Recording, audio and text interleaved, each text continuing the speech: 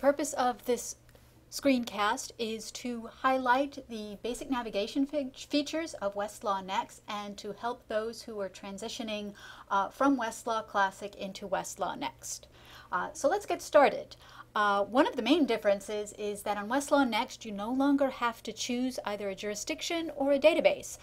You can basically search the entire database at once. So you'll see here on the screen I am set to initially search Montana. That is because I clicked on the jurisdiction Montana and Westlaw Next remembered it even though I did that several weeks ago. To change the jurisdiction, to make sure you're searching the jurisdiction you choose, you just click on the arrow here and highlight whichever jurisdiction you want to choose. Frequently, it will be best to just go with all states and all federal, again, depending upon your research topic and needs. Okay, so now we're in all state and federal. This is the basic search box. Westlaw Next, of course, is trying to mimic Google, and you can use this box for a number of features. So, for example, if you know the resource that you want to search, you have a specific title like New York Pattern Jury Instructions. You'll notice as I type it in, Westlaw guesses what I'm looking for, and in this case, since this is a resource available on Westlaw Next, it pulls up New York Pattern Jury Instructions, and all I need to do is click on it. You'll notice a couple of things on this next screen. First, this tab is highlighted up here. That is telling me what I will search if I choose to put search terms in this box. I can search all of New York Pattern Jury Instructions, or I can choose a particular chapter or division. So if I click on one of those, you'll now notice that the tab up here is Division 1 General Charges as opposed to all of New York Pattern Jury Instructions. I can go back to that in the breadcrumb trail here. If I want to go back to my home screen, I just click on the Westlaw Next icon. In addition to choosing specific titles from this bar, I can also search types of titles. So if I'm interested in searching law journals, I can type in the word law reviews or journals, and again you'll notice Westlaw is guessing what I want, and one of its resources is law reviews and journals. And again you'll notice the tab up here.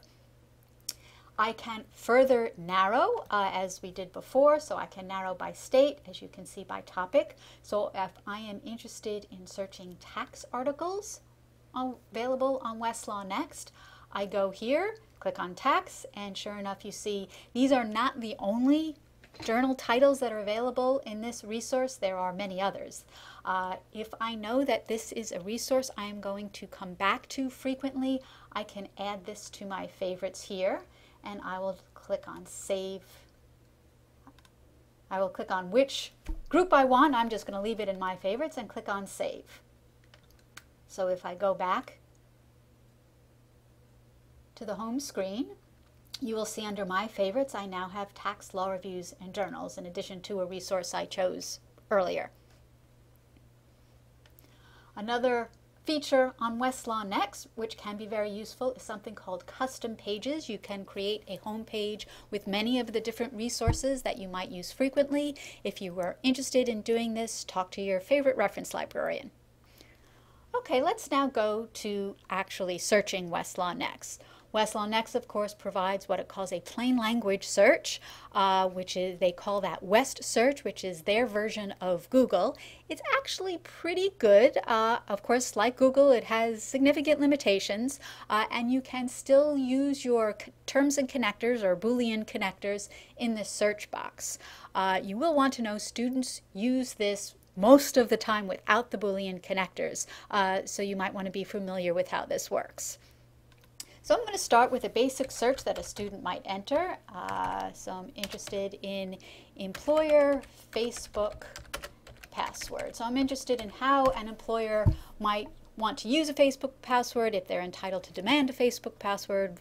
Imagine what a hypothetical interests you most. And then again, I'm going to check my jurisdiction, all state and federal, and click on search. Beauty of Westlaw Next is that, again, you can search the entire database if you choose, and then after your search, narrow by these different document types. So while students can use this as a Google type search, they still need to understand what these different types of documents are.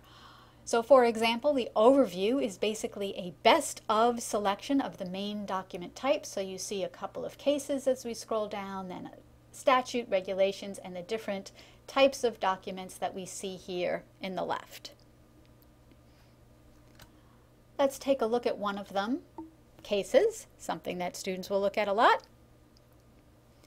And you'll see our results here, and again, one of the nice things about Westlaw Next is it makes narrowing search much easier than it was on Westlaw Classic. So after I've done my plain language search, I can further restrict by jurisdiction if I hadn't already done so up there. I can restrict by topic, by date, and by these other features here. One of the wonderful filters available in Westlaw Next is search within results.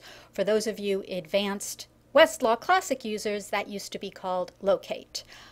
So within the search results, so within these results that I've already searched, I can type in additional search terms. So I'm going to search an expectation within the same sentence as privacy. Now you'll notice I am using the Boolean connectors. When you are using search within results, you must use Boolean connectors. You cannot do a plain language search in the search within results. So I will click on continue.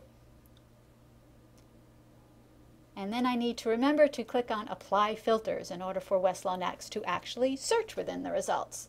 And so you'll notice that I have further reduced my results here to show the occurrence of the search terms that I typed in. Taking a look at the results, if we look at this first case, you'll see my result term highlighted. You can navigate by search terms here, or you can scroll down. You'll notice that the West headnotes are still available. You can still do a topic and key number search, which can be a powerful tool for case research. A couple of the features available on Westlaw Next. One is the ability to create notes. So up here I can click on the arrow and add a note, and I can make a note to myself, this is a great case. So when I come back to this, I will know to take a look at this case. One way I can come back to this case without writing it down somewhere that I at least find to be extraordinarily useful is saving it to a folder. You'll see the little folder icon here. If I click here, I can save to a folder. Now I've created a bunch of different categories for projects that I've worked on. You'll notice a couple of blue folders. These are folders that I have shared with other people with whom I'm working on a particular project. So I would choose whatever folder or create a new one here and save this case, and I can come back to this folder anytime to look at this case. Again, I find this an extraordinarily useful tool to have when doing research, especially over a long period of time. I'm going to go back to my home screen. Again, we do that by clicking on the Westlaw Next icon. For those of you who are a fan of the key number search, you can look at the topics and key numbers without doing a search by clicking on Tools and clicking on West Key Number, and you see a listing of the 400 plus topics that are available on Westlaw, and clicking into the topic will give you the subdivisions of that particular topic. Another nice feature on Westlaw Next that of course was on Westlaw Classic is your history. This keeps track of my searches as well as recent documents that I've accessed for the past year. So I can click on history to go back to what I've done just recently or back in time over the course, as I said, of the last year. I'm going to go back to the home screen, and I'm going to choose to search our journals. I should spell that out. So law reviews and journals. Westlaw has an advanced search capability, so you can search different parts of the document, field searches for those of you advanced Westlaw Classic searchers. And it's best to choose a particular type of document in order to take advantage of this advanced. And the reason I suggest that is that the fields, the different parts of the document that you can search, are keyed into what type of document you're searching. So for instance, in a law journal search, searching the title might be very useful. Case searching will have very different fields, as will statutes and other types of resources. So if I wanted to search a title search in law reviews, in my title field, I can put in search terms. So I might try an advanced search with the Boolean connectors to further narrow my topic. So I'm putting in alternate terminology here. And I'm using the /s connector. So password for account. And all of this will be searched within the title. And I'm just going to copy that for later on and click on search.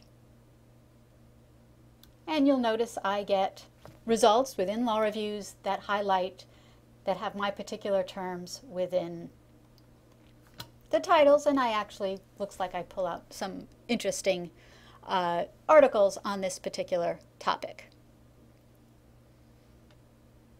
I'm going to go back to the home screen and show you an example of the field searching within cases. So I'm going to go to cases here and then click on advanced. And again, you see that the fields or sections of the document look quite different. Party name, obviously relevant to cases, as well as many other fields that might be useful. So if I wanted to do an advanced search within cases, you'll notice here when you go to advanced, you get a reminder of what the different connectors and expanders are. So I can do a string if I want to do it in the entire document rather than a specific field. And then I can just click on search. You'll notice Westlaw recognizes this as an advanced search. And again, you see the results, the highlighted terms, and the different